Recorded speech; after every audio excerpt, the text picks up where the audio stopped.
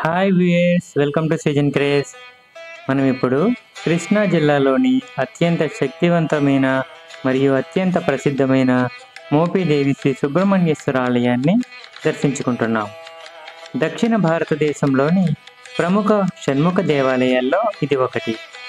దీన్ని అగస్త్య మహర్షి ప్రతిష్ఠించినట్లు స్కాంద పురాణంలో పేర్కొన్నారు.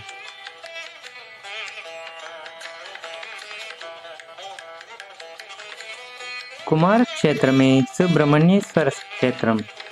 స్కాంద పురాణంలోని సహ్యాద్రి ఖండంలో కృష్ణానది మహత్యం, మోపీదేవి క్షేత్ర మహిమల గురించి పేర్కొన్నారు. అగస్త్య మహర్షి వింధ్యుడి గర్వం అణచడానికి తప్పనిసరి పరిస్థితుల్లో వారణాసిని వదిలిపెట్టాల్సి వచ్చింది. భార్య లోపాముద్రతో కలిసి అగస్త్యుడు కాశీ నుంచి బయలుదేరాడు. దారిలో ఉన్న వింధ్య పర్వతం మహర్షి రాకను గమనించి సాష్టాంగ నమస్కారం చేసింది. తాను మళ్ళీ వచ్చే వరకు అలాగే ఉండాలని శాసించిన అగస్త్యుడు దక్షిణాపదం చేరుకున్నారు.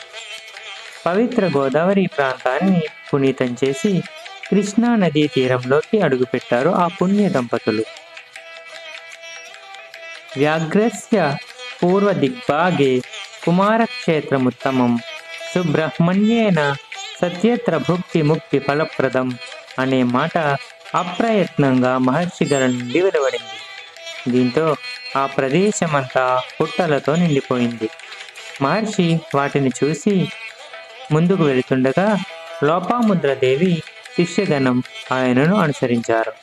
ఒక పుట్ట నుంచి వస్తున్న దివ్య తేజస్సును గమనించిన మహర్షి ఇదే సుబ్రహ్మణ్య క్షేత్రమని, భుక్తి ముక్తి ఫలప్రదమని శిష్యులకు వివరించారు. కుమారస్వామిని సుబ్రహ్మణ్యుడి పేరుతో పిలుస్తారని మాండవ్యుడనే శిష్యుడి సందేహాన్ని నివృత్తి చేశాడు. పాము రూపంలో తపస్సు చేయడానికి కారణాన్ని వివరించాడు. అగస్త్య సనత్సు దేవర్షులు ఎప్పుడూ 5 ఏళ్ల ప్రాయం వారిలానే దిగంబరులై భగవదారాధనలో ఉంటారు. ఒకసారి పరమేశ్వర దర్శనం కోసం కైలాసానికి చేరుకున్నారు. ఆ సమయంలో శివుడు లేకపోగా పార్వతీ కుమారస్వామి మాత్రమే ఉన్నారు. అదే సమయంలో లక్ష్మీ, సరస్వతి, శచి, స్వాహాదేవితో పాటు ఇతర దేవతా స్త్రీలు అమ్మవారి దర్శనానికి విచ్చేశారు. ఇటు జడదారులు, అటు అందమైన సుందరీమణులను చూసిన కుమారస్వామికి నవ్వు ఆగలేదు. దీన్ని గమనించిన పార్వతి, కుమార, ఎందుకలా నవ్వుతున్నావు? వారు నాలా కనిపించడం లేదా? ఆ తపస్సులు నీ తండ్రిలా లేరా? ఏమైనా భేదం ఉందా అంటూ ప్రశ్నించింది. తల్లి మాటలకు లోలోన పశ్చాత్తాపం చెందిన కుమారస్వామి ఆమె పాదాలపై వారే క్షమాపణ వేడుకున్నాడు. ఆమె వారించిన వినకుండా తపస్సుకు బయలుదేరాడు.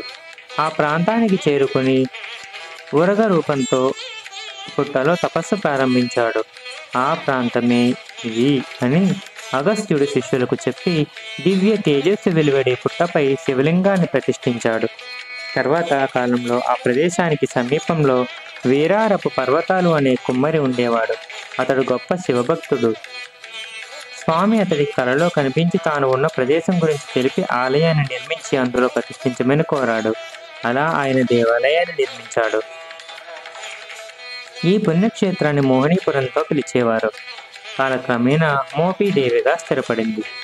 ఈ క్షేత్రాన్ని దర్శించుకుని ఉయ్యాల కడితే ఖచ్చితంగా సంతానం కలుగుతుందని భక్తుల విశ్వాసం.